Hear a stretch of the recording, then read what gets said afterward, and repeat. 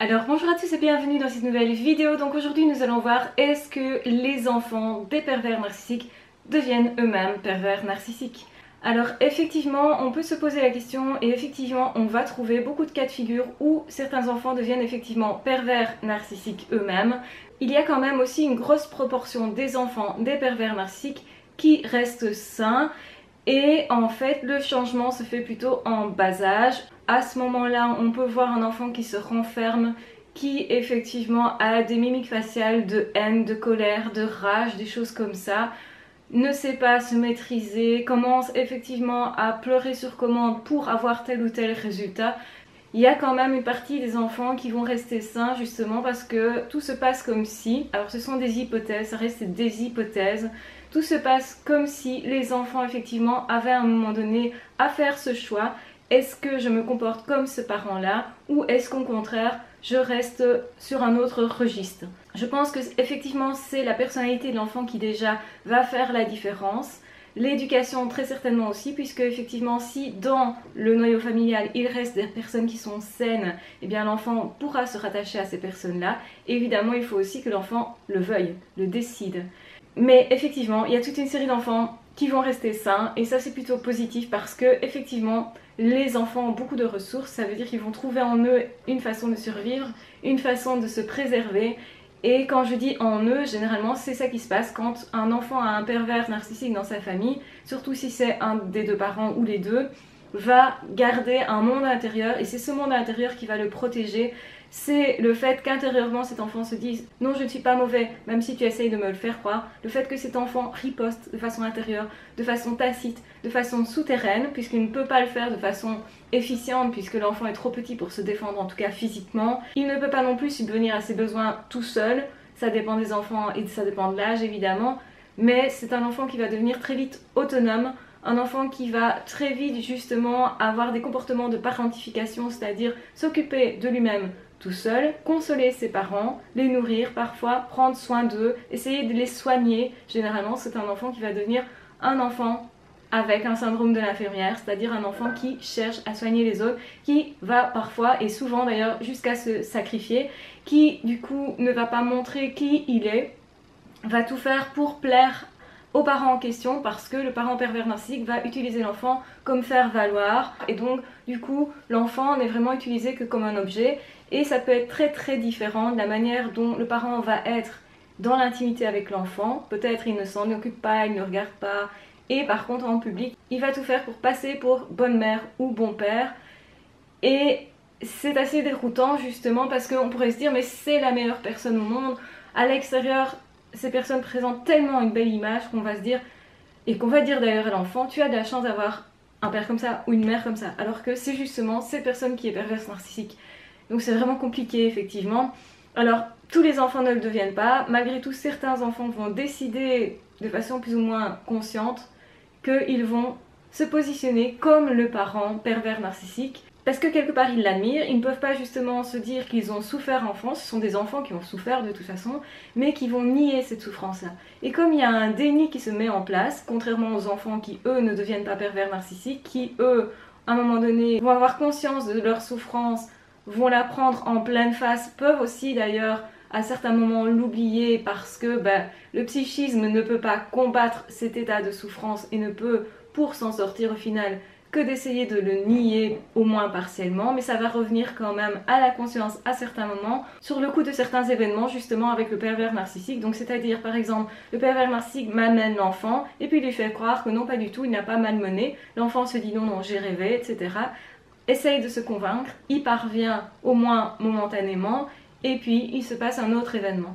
Donc l'enfant sait très bien qu'il y a des périodes de calme et qu'il y a des périodes effectivement où c'est plus violent, où la confrontation est plus brutale avec le pervers narcissique. Généralement l'enfant va savoir très bien lui détecter les émotions des autres et particulièrement de ce parent pervers narcissique, va marcher sur les œufs et va savoir exactement quand ça commence à sentir le roussi, quand exactement il faut se mettre en retrait, il faut justement se mettre en position de soumis pour ne pas justement avoir trop de violence, subir trop de violence de la part de ce parent-là ou de ce frère-là ou de cette sœur-là, etc.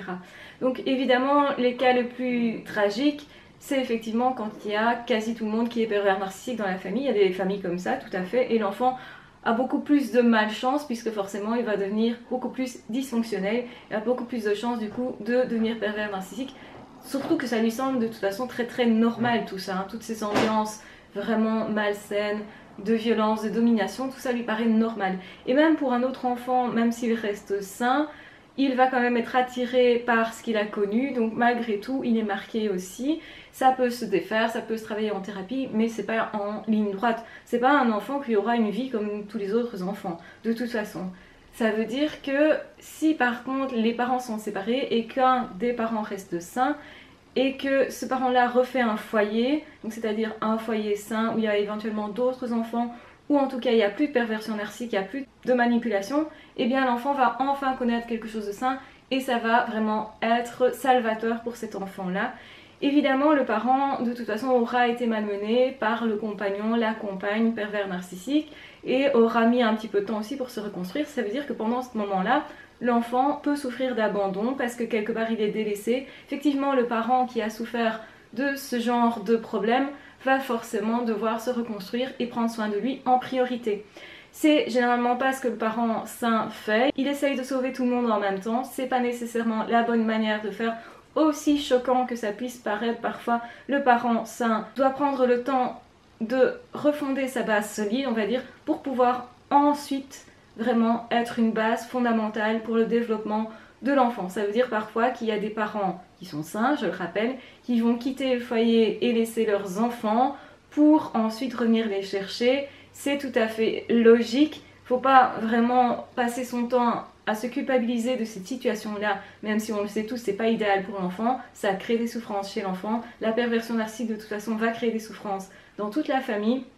Ça reste une famille dysfonctionnelle et le but c'est essayer de sauver le plus de personnes possible, c'est vraiment ça. Donc évidemment, le parent qui est sain doit avoir conscience qu'il doit vraiment détecter chez son enfant tous les comportements de manipulation éventuels qu'il aurait copiés, que l'enfant a copiés, et lui signaler que non, il ne peut pas se comporter comme ça, qu'il ne doit pas se comporter comme ça, en fait ne pas renforcer ce comportement-là, de façon à ce que l'enfant comprenne que ce n'est pas sain, de façon à ce que l'enfant en tout cas ait au moins la possibilité de choisir de ne pas aller vers ce comportement-là en comprenant que ce n'est pas sain pour lui non plus.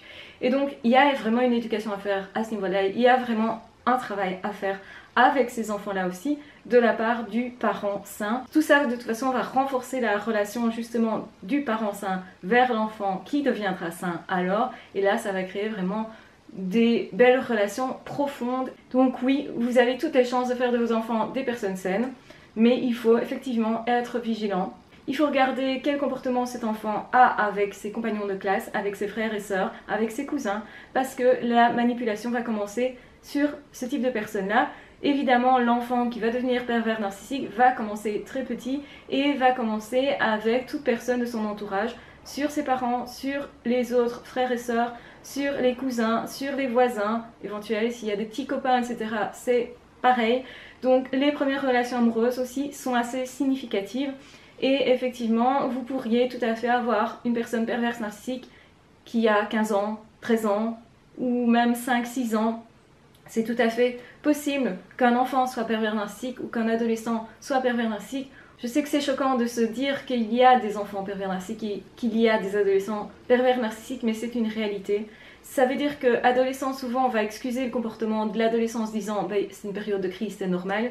Et en fait, on ne voit pas parfois justement que c'est autre chose, que ce n'est pas juste de l'adolescence, c'est autre chose. Et que ça perdure au-delà des 20 ans. Hein. Donc c'est vraiment significatif aussi. Beaucoup de personnes se disent mais non ça va passer, c'est l'adolescence, c'est une personne un peu révoltée, c'est une personne un peu en souffrance, c'est normal que cette personne fasse plus des crises, c'est normal qu'elle parle ou qu'il parle mal, qu'on ait des difficultés avec un enfant de cet âge-là, etc., etc. C'est ce que vous entendrez parce que effectivement l'adolescence n'est pas une période facile. Du coup, on va mettre ça sur le dos de l'adolescence, mais en réalité, c'est autre chose. Donc s'il y a de la perversion narcissique dans la famille, qu'effectivement, il y a un parent pervers narcissique qui a déjà un enfant qui serait pervers narcissique, frère ou sœur, il faut toujours bien veiller à ce que son enfant soit aussi dans un milieu le plus sain possible. Pas toujours facile à faire, mais n'oubliez pas que les enfants ont pas mal de ressources. Mais pour ça, il faut absolument qu'ils trouvent un soutien, il faut absolument qu'ils trouvent une oreille attentive. Et au contraire, n'allez pas contrecarrer ce que l'enfant ressent. Si l'enfant vous dit « Oh, papa est pas gentil » ou « Maman est pas gentille » et que tout le monde lui dit « Tu peux pas dire ça », ça crée un problème qui est que l'enfant ressent quelque chose de mauvais pour lui, en témoigne, et personne ne va aller dans son sens parce que on ne dit pas du mal normalement de ses parents ou de ses frères et sœurs, etc. Or, ce que ressent l'enfant, pour qu'il fasse confiance à sa boussole intérieure, à ce qu'il ressent, il faut l'encourager justement quand c'est effectivement une réalité. Si un enfant vous dit « maman n'est pas gentille » et que la mère est perverse narcissique, vous aurez compris que cet enfant est sain et qu'il essaye d'avoir une base solide et qu'il essaye justement de comprendre ce qui se passe. Donc surtout, n'allez pas casser ça, n'allez pas bloquer ça parce que sa boussole intérieure est vraiment importante pour qu'il se défende et qu'il se défende bien de façon intérieure aussi, de façon souterraine. C'est un enfant qui va être peut-être un peu sournois, c'est tout à fait normal, parce qu'il aura appris justement à contre-manipuler. Une fois qu'on lui aura permis de se défendre quand effectivement il est en danger, parce qu'il l'est réellement, eh bien cet enfant saura quand se défendre et quand justement baisser les armes aussi. Donc ça c'est quelque chose aussi qu'il va falloir apprendre à cet enfant. Ça ne se fait pas du jour au lendemain non plus, vous l'aurez compris. Donc oui, certains enfants peuvent devenir pervers narcissiques quand ils ont des parents pervers narcissiques ou quand il y en a d'autres dans la famille. Ça peut être les grands-parents. Si l'enfant a été éduqué par les grands-parents et qu'un des deux est pervers narcissique ou les deux, forcément ça fait des dégâts parce que l'enfant a vécu avec. Donc il va copier ce qu'il voit. Donc forcément il peut le devenir parce qu'il trouve que c'est normal. Et certainement, il va admirer la personne qui a le plus de charisme. Il se dit c'est terminé, je ne me laisserai plus jamais écraser parce qu'il a souffert de ça. Maintenant, je vais être moi aussi dominant. Et donc, je vais moi aussi écraser, faire mal, etc. Et jouer avec les émotions et faire semblant. Et du coup aussi me déconnecter de mes émotions, ne plus rien ressentir, etc. Et du coup, l'enfant tue la vie en lui, le vivant en lui. Salut Chacha! Donc c'est là que l'enfant dérive, devient vraiment aussi pervers narcissique, va apprendre tout ça et va se perfectionner au fur et à mesure, va vraiment mettre un point d'honneur à créer tous ces plans machiavéliques qui vont lui servir à ce moment-là déjà enfant, mais aussi plus tard. Donc voilà, j'espère que cette vidéo vous aura plu, qu'elle vous aura aidé, qu'elle vous aura permis justement de comprendre qu'il faut impérativement protéger vos enfants, de façon à se protéger soi aussi quand on est parent d'un enfant comme ça, parce que c'est pas simple, et ça va à l'encontre justement de ce qu'en pense la société. La plupart des gens pensent qu'un enfant c'est forcément sain, qu'un enfant est forcément bienveillant, etc. Eh bien pas toujours.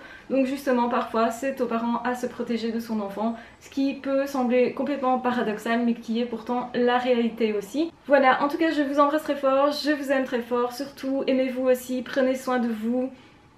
Essayez de détecter au plus vite justement les comportements pervers narcissiques aussi chez les enfants pour pouvoir y réagir au mieux tout simplement, pour pouvoir aussi assurer une protection de vos enfants et de votre environnement et de votre famille tout simplement.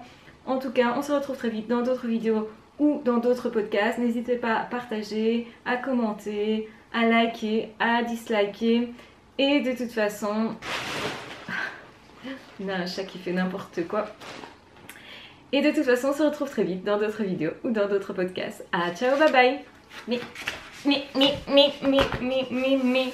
c'est mon cahier.